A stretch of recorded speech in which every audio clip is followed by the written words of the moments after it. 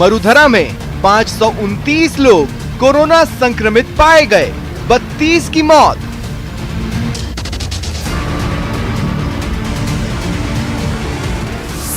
राजस्थान में अनलॉक 2.0 के तहत मिली ज्यादा छूट।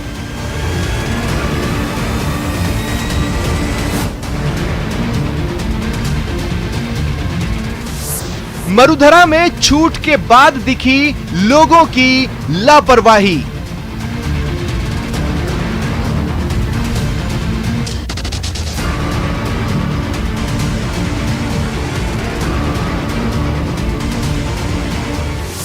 केस कम, खतरा हरदम।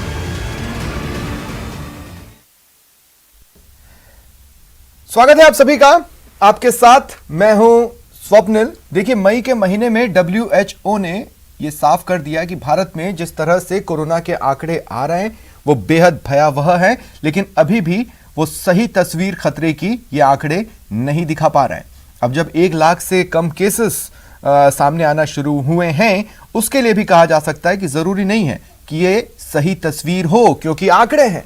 आंकड़ों का क्या, जब तक एक भी व्यक्ति संक्रमित है, आप विश्वास मानिए कोरोना की चेन दोबारा बन सकती है। ऐसे में एक भी व्यक्ति अगर संक्रमित है देश में, तो फिर देश में कोई भी उस वक्त सुरक्षित नहीं होगा। इस बात को समझने की जरूरत है। प्रदेश में हालात में कुछ बदलाव आए हैं, कुछ छूट मिली है, अनलॉक 2.0 एक्टिव हुआ है, लेकिन इसका मतलब यह नहीं है कि हम दिमाग पर लॉक लगाएं और लापरवाही को भी अनलॉक कर दें।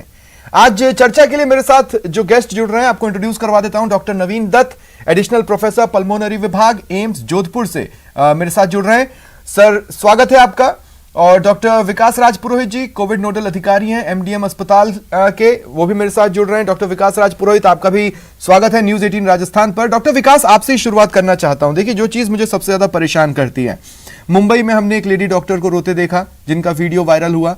उसके बाद में प्रदेश में कोविड फैसिलिटीज में काम कर रहे डॉक्टर्स को लेकर एक प्रोग्राम लेकर आया था, जिसमें वो अपने एक्सपीरियंसेस शेयर कर रहे थे। उनमें से एक डॉक्टर ने बताया कि एक बच्चे को हमने खो दिया, 19-20 साल का बच्चा।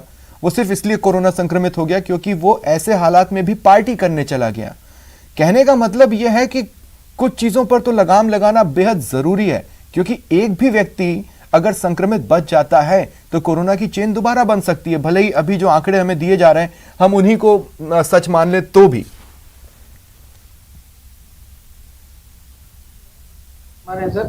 कि अभी खतरा टला नहीं है, हालांकि आंकड़ों में कमी आई है, पर वायरस अभी भी एनवायरनमेंट में, वातावरण में, इवन मरीजों में विद्यमान है।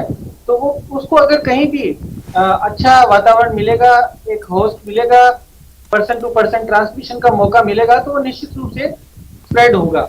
इसलिए अभी हमें सावधानियों का स्तर बिल्कुल वही रखना चाहिए।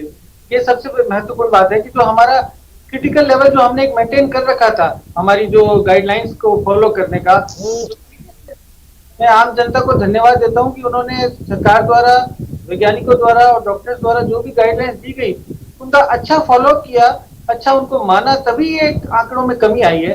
पर अभी हमें सावधान और रहने की जरूरत है और उन्हीं गाइडलाइंस को अभी भी फॉलो करने की जरूरत है। बिल्कुल, क्योंकि तीसरी लहर की आशंका लगातार बनी हुई है। डॉक्टर विकास, एक सवाल और आपसे कि कोरोना के कई प्रकार के वेरिएंट्स हैं। जब चीज़ें अनलॉक होंगी, देश भर में मान लीजिए चीज़ें अनलॉक होती हैं, विदेशों से भी लोग आना चालू कर देंगे, या यहाँ के लोग जो विदेशों में जाते हैं उनके परिवार वालों से मिलने के लिए, घूमने फिरने के लिए, वो भी चालू हो जाएगा। तो उसके बाद अब न जाने कौन सा नया वेरिएंट आ जाए, क्योंकि वायरस अपने आप को तेजी से बदल रहा है। हम उतना तेजी से सचेत नहीं हो रहे हैं जितनी तेजी से वायरस अपने आप को बदल रहा है।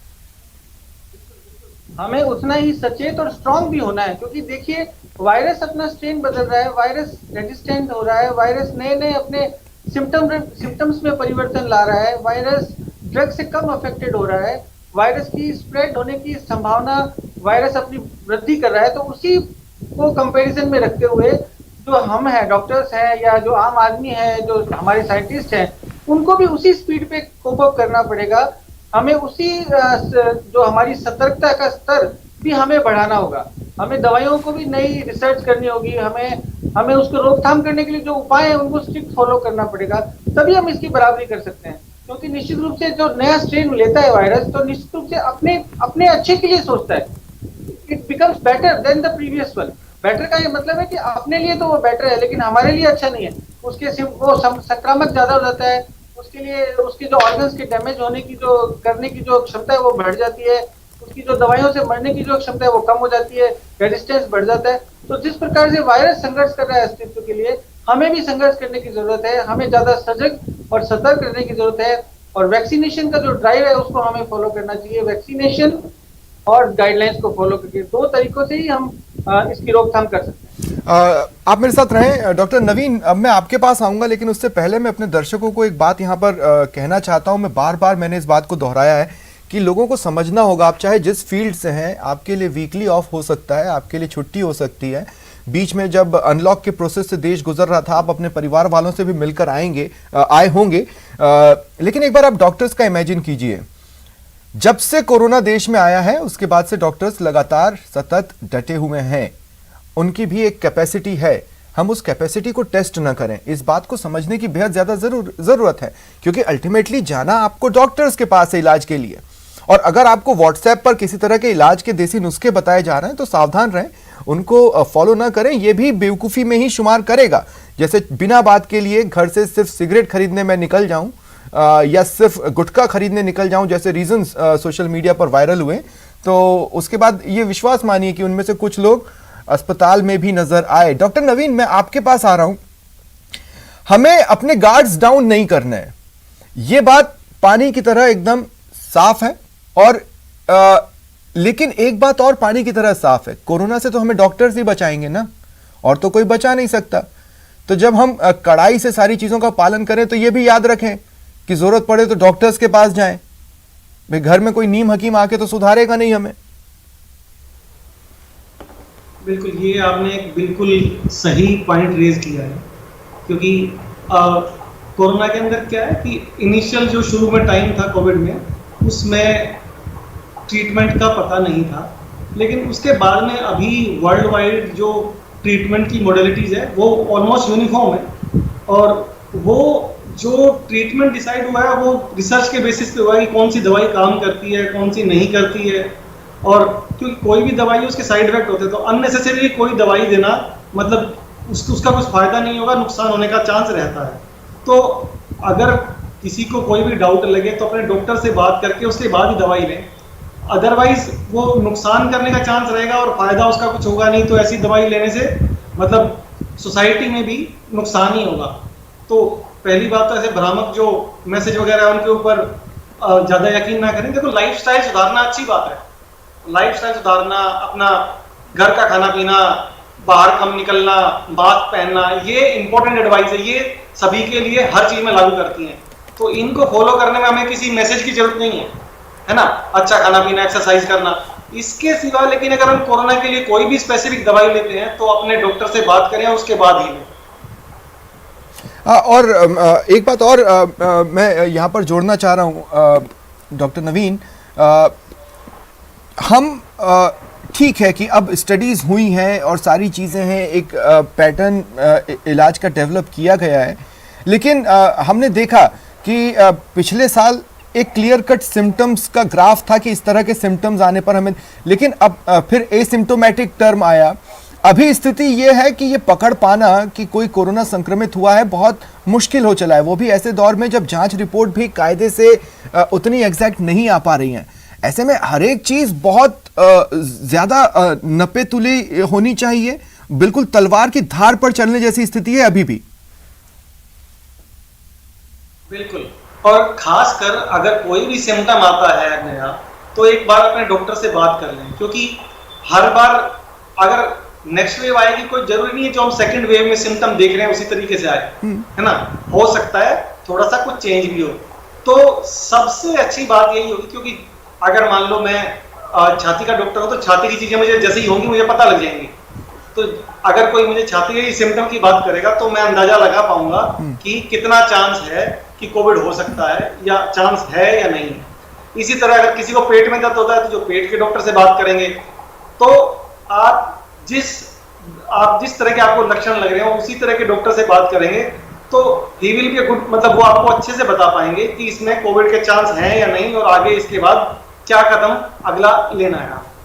और एक बार फिर मैं अपने दर्शकों से ये कहना चाहता हूं कि देखिए, मैं आपको यहाँ पर डराने के लिए बिल्कुल नहीं आया हूं, लेकिन जो भी वस्तु स्थिति है, जो भी सही स्थिति है, वो आपको मैं बताने आया हूं, और उसी में मेरी मदद कर रहे हैं मेरे ये दोनों गेस्ट। डॉक्टर विकास, मैं आपके पास आ रहा हूं। देखिए, अगर केस बिगड़ा है तो फिर वो काफी हद तक बिगड़ा है, बिगड़ता चला गया है, वेंटिलेटर्स की जरूरत पड़ी है, ऑक्सीजन की जरूरत पड़ी है, और उसमें रिकवरी रेट अभी बहुत कम है।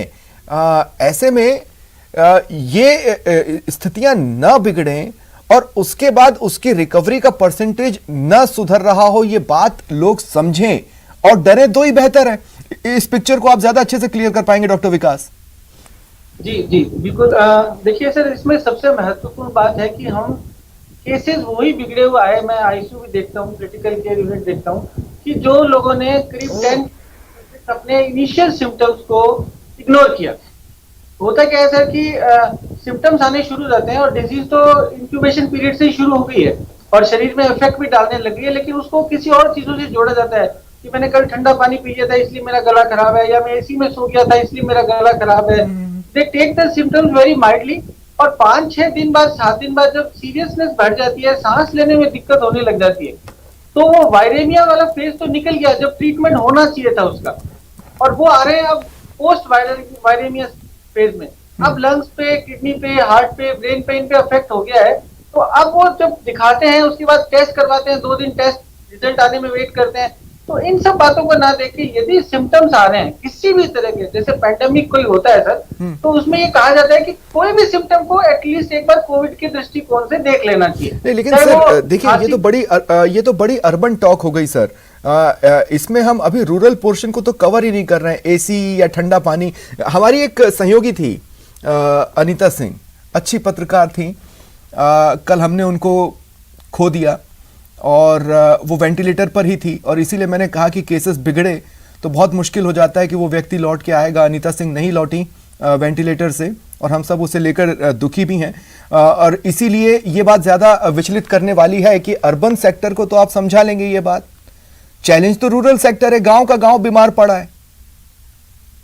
जी बिल्कुल। गांव में भी देखिए सर, वायरस तो अर्बन और रूरल को डिफरेंशिएट नहीं करेगा, है ना। और जैसा कि कह रहे हैं कि अर्बन में इम्यूनिटी अच्छी थी, गांवों में कम थी, इस बार वो भी गलत धारणा साबित हो गई है कि वायरस ने जिसको इन्फेक्ट किया है और जिसमें जेनेटिकली और रिसेप्टर के जो डिस्ट्रीब्यूशन है, अगर वो कहीं डिफरेंट है तो वायरस का प्रभाव कम है, और यदि रिसेप्टर ज्यादा है तो वायरस का प्रभाव ज्यादा है। तो मैं ये मानता हूँ कि सरकार ने भी इस बार जो ग्रामीण क्षेत्र में जितने भी हमारी सीएचसीज हैं, उन सबको कोविड केयर सेंटर्स में कन्वर्ट कर दिया है।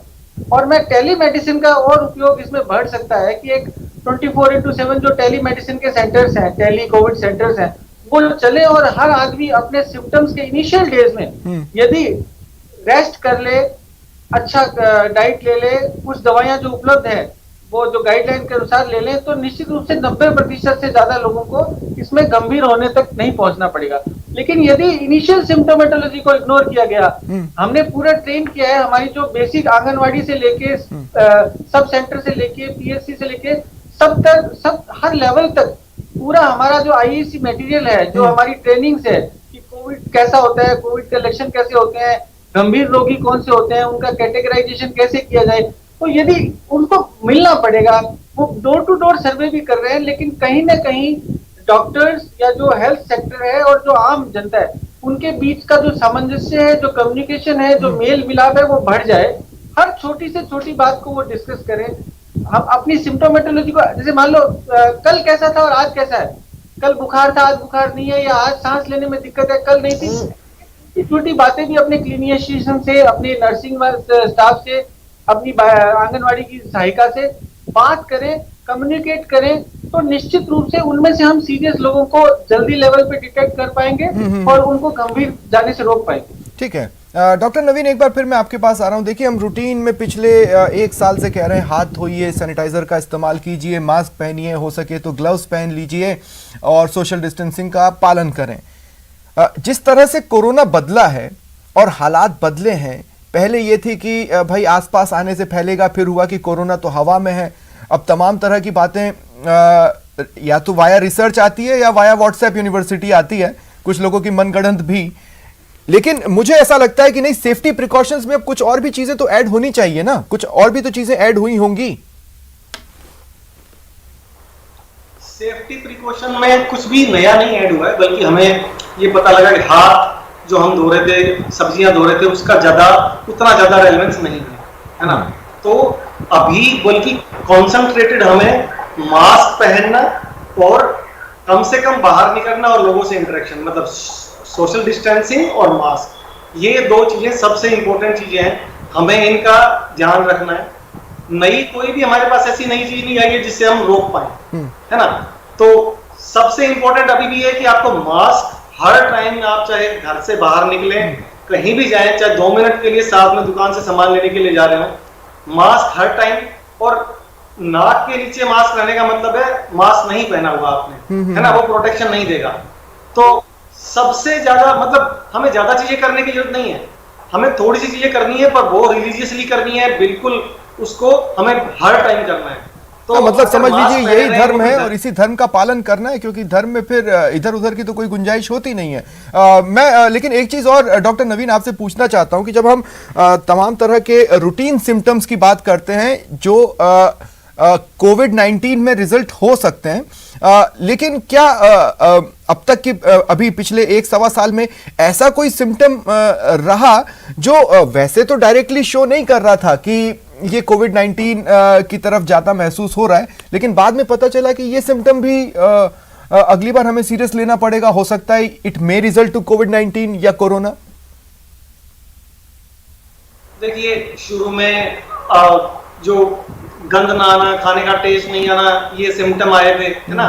थोड़े दिन बाद पता लगा कि इसकी अच्छी एसोसिएशन है कोविड के साथ। लेकिन ये मैं आपको फिर बताना चाहूंगा, मतलब एक वेव के सिम्टम को जरूरी नहीं है कि दूसरी वेव से मिले।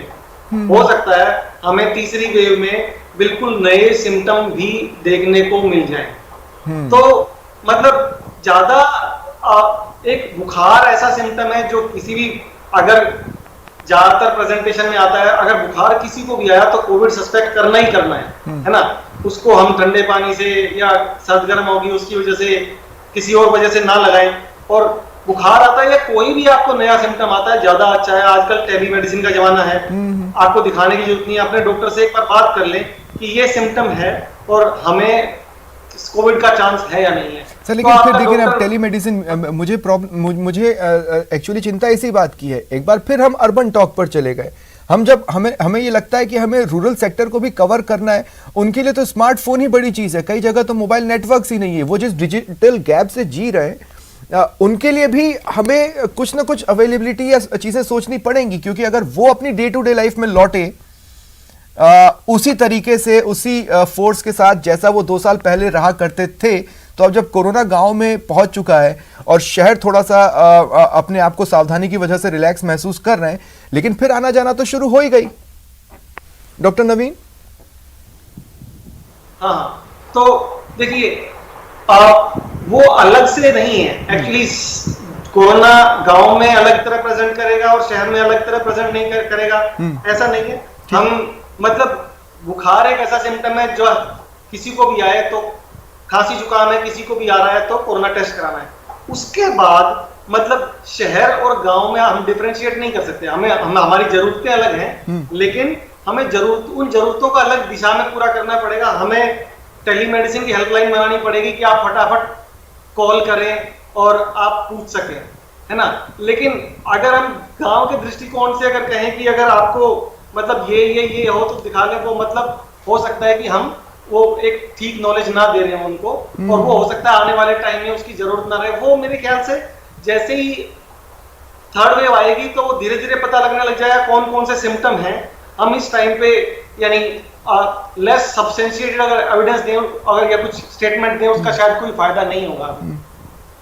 ठीक है, और ये बात तो समझनी जरूरी है ही कि तीसरी लहर की आशंका इतनी गहरी है कि कम ही चांसेस हैं कि वो शायद न आए, लेकिन देखिए जितने भी चांसेस हैं अगर हम उसको कैश कर ले गए तो हो सकता है तीसरी लहर न आए। एक और बात है वैक्सीन। देखिए वैक्सीन आपको लगवाना है, क्योंकि वैक्सीन आप लगाते हैं तो मैं आपको ये तो नहीं कह रहा हूं कि आपको 100% गारंटी है कोविड-19 नहीं होगा, लेकिन मैं आपसे ये जरूर कह रहा हूं कि कम से कम आपके कोविड पॉजिटिव होने के 70% से ज्यादा चांसेस को वो कम कर सकता है। इसीलिए वो एक जरूरी हथियार है, इसे अपनाना पड़ेगा, वैक्सीन लगवानी पड़ेगी। जो कोई भी दर्शक देख रहे हैं और वैक्सीन नहीं अब तक लगवाए हैं, मैं उनसे ये अपील कर रहा हूं कि विश्वास मानिए, डॉक्टर्स भी लगातार ये कह रहे हैं, सरकारें भी कह रही हैं, जैसे ही मौका मिले और जैसे ही अवेलेबिलिटी हो वैक्सीन जरूर लगवा लें। एक बार फिर डॉक्टर विकास, मैं आपके पास आ रहा हूं। देखिए, एक होती है लापरवाही और एक होती है विशुद्ध बेवकूफी। लापरवाही से कोविड-19 से आप संक्रमित हो गए, ये एक डिफरेंट चीज है, लेकिन आप अपनी बेवकूफी से कोविड-19 संक्रमित हो गए, ये एकदम डिफरेंट ही सिनेरियो है। पिछले कुछ समय में या पिछले 1-1.25 साल में क्या आपने ऐसी कोई चीज को डील किया जो आपको लगता है कि ये तो बेवकूफी थी? चलिए, लापरवाही तो एक बार मैं समझ सकता हूं, लेकिन ये बेवकूफी थी और मैं चाहता हूं कि ये बेवकूफी कोई और ना दिखाए। डॉक्टर विकास। उससे पहले, हाँ बिल्कुल, मैं एक बात उससे पहले ऐड करना चाहता हूँ कि जैसे मास्क लगाना, हैंड सैनिटाइज करना, और जो एक तीसरी महत्वपूर्ण बात है कि क्लोज्ड स्पेसेस और गैदरिंग्स को अवॉइड करना, ये बहुत महत्वपूर्ण है। कि अगर क्लोज स्पेस में अगर आप मास्क भी लगा के बैठेंगे तो इतना घनत्व वायरस का बढ़ जाता है सर, कि उसमें इन्फेक्टिविटी उसकी बढ़ जाती है। और पिछले आपने देखा होगा न्यूज़पेपर वगैरह में और आपकी इलेक्ट्रॉनिक मीडिया से भी ज्ञात हुआ होगा कि बहुत सारे केसेस शादी के जो गैदरिंग्स थी या कोई उत्सव था या कोई मेला था या कोई डेथ थी, उस पे जो लोग इकट्ठे हुए उनमें मोर्टेलिटी वाज वेरी हाई, है ना। कुछ हमारे जो रिलीजियस गैदरिंग्स थी उनमें भी मोर्टेलिटी बहुत हाई थी। तो मैं एक तो ये निश्चित रूप से मैं श्योरिटी के साथ ऐड करना चाहूंगा कि क्लोज गैदरिंग्स और क्लोज स्पेसेस को अभी जब तक वायरस का बहुत